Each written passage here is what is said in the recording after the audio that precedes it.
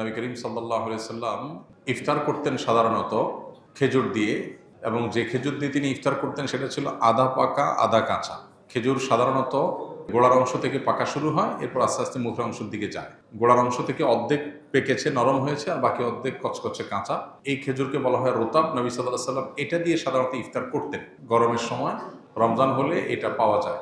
এটা যদি না থাকতো তাহলে সরাসরি সাধারণ যে খেজুর সেটা দিয়ে তিনি ইফতার করতেন, পুরো পাকা খেজুর দিয়ে ইফতার করতেন। অতএব ইফতারের জন্য খেজুর হলো সবচেয়ে উত্তম আইটেম, কিন্তু এটা জরুরি কোনো জিনিস না, আবশ্যক কোনো বিষয় না যে ইফতারের জন্য খেজুর হতেই হবে, খেজুর ছাড়া ইফতার হবে না এমন কোনো কথা নেই। কেউ যদি বড়ই দিয়ে ইফতার করে রোজা হয়ে যাবে। কত মানুষ দামি দামি খেজুর দিয়ে ইফতার করে কিন্তু তার রোজা আল্লাহর কাছে কবুল হয় না। আবার অনেকে হয়তো সামান্য এক ঢোক পানি দিয়ে ইফতার করেন, অথবা অন্য কোনো খাবার দিয়ে ইফতার করেন, খেজুর কেনার সামর্থ্য নাই, কিন্তু তার রোজা আল্লাহর কাছে কবুল হয়ে গেছে। এই জন্য রোজার সাথে এই ইফতারের আইটেমের সম্পর্ক তেমন গভীর কোনো সম্পর্ক নাই। তবে হ্যাঁ, সামর্থ্য যখন থাকবে অনেক কিছুর, তখন খেজুরকে আমরা অগ্রাধিকার দেব সুন্নাহ হিসাবে নবী সাল্লাল্লাহু আলাইহি ওয়াসাল্লাম। আল্লাহ আমাদেরকে তৌফিক দান করুন।